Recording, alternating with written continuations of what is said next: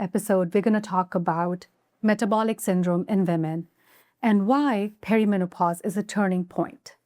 For many women, midlife weight gain, rising cholesterol, creeping blood sugars, and stubborn belly fat seem to appear out of nowhere.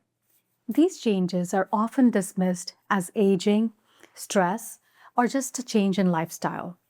In reality, they frequently represent the early stages of metabolic syndrome, a condition that disproportionately affects women during the perimenopausal transition.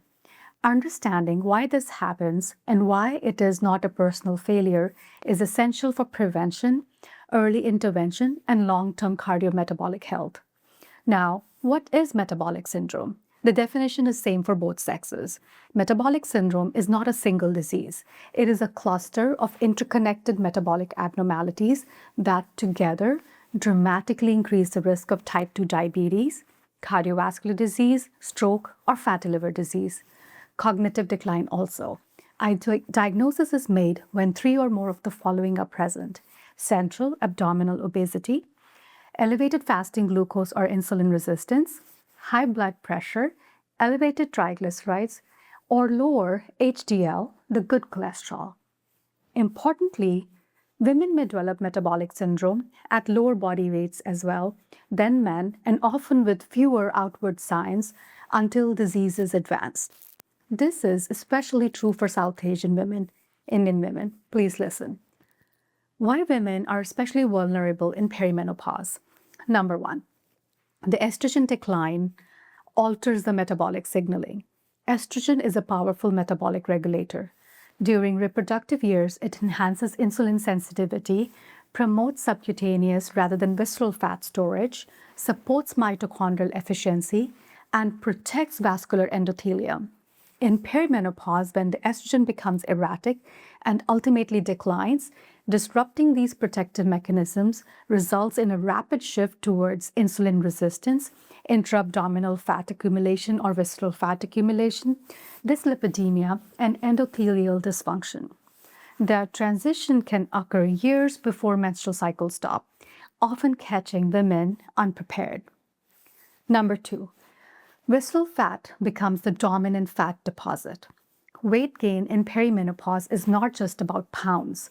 It is about the distribution of fat too. Many women will complain about changes in their body composition.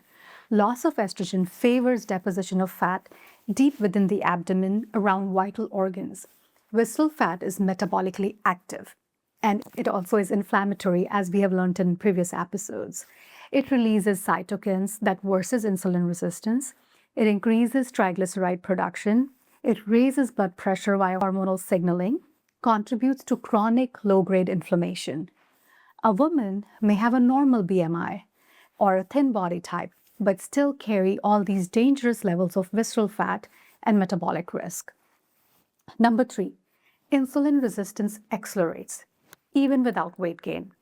Perimenopause independently increases insulin resistance through hormonal fluctuations, sleep disruption from vasomotor symptoms, hot flashes, night sweats.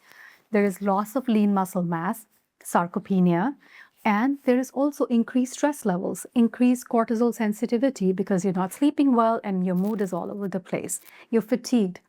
This means a woman can maintain the same diet and exercise routine and yet experience rising blood glucose, hemoglobin A1C, or fasting insulin levels.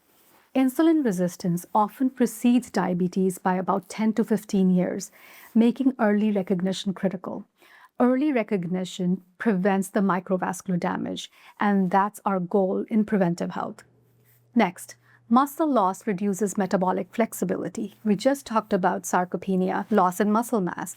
Beginning in the late 30s and accelerating in midlife, women lose skeletal muscle mass. We have to prioritize strength training and adequate protein during this transition. Muscle is the primary site of glucose disposal. The loss of muscle mass results in reduced basic metabolic rate, so often women will complain that their metabolism is slowed down, impaired glucose uptake, increased fat storage, and worsening of insulin resistance. This creates a vicious cycle where traditional calorie restriction worsens metabolic health rather than improving it, Pay attention to this. Intermittent fasting, that's why it does not work for this age group. Next, stress, cortisol, and sleep deprivation compound the risk further. Perimenopause often coincides with peak stresses of life. Career demands, caregiving, parents are aging, children still need you, and psychological, psychosocial load, combined with worsening of sleep quality. You actually need estrogen during this phase and you don't have it.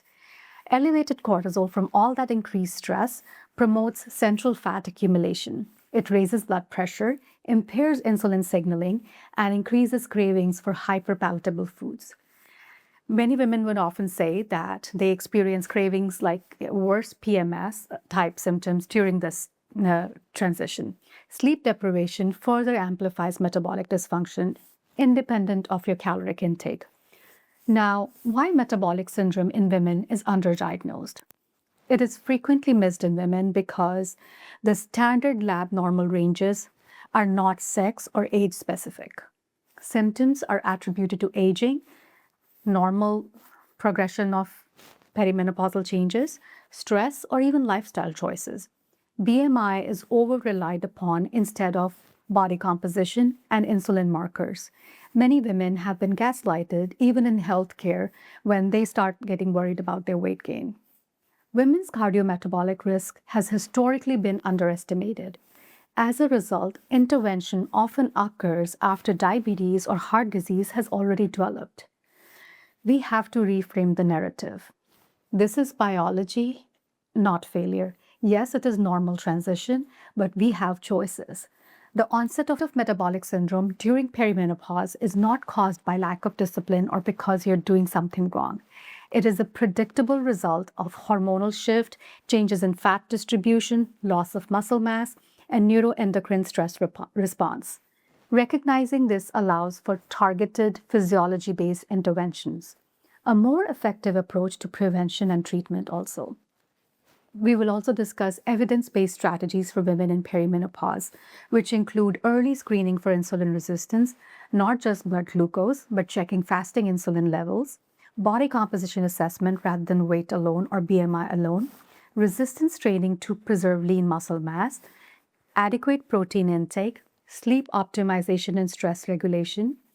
Also very important to have supportive partner and supportive family, friends. Hormone-informed medical management when appropriate. When addressed early, the metabolic syndrome is highly modifiable and even preventable and even treatable, reversible. So very important. My final thoughts on this. Perimenopause represents a critical metabolic crossroads for women. It is a window of vulnerability, but also a window of opportunity. By understanding the biological drivers of metabolic syndrome and intervening proactively, women can protect their cardiometabolic health. Women can protect their own cardiometabolic health, preserve vitality, and redefine what healthy aging looks like. We do not have to suffer through this. This is not fighting your own body and doing anything unnatural. It is about working with it at the right time with the right tools. So I would highly recommend talking to your doctor and knowing your cardiometabolic risks. If this was helpful, please share it with a friend. Thank you very much.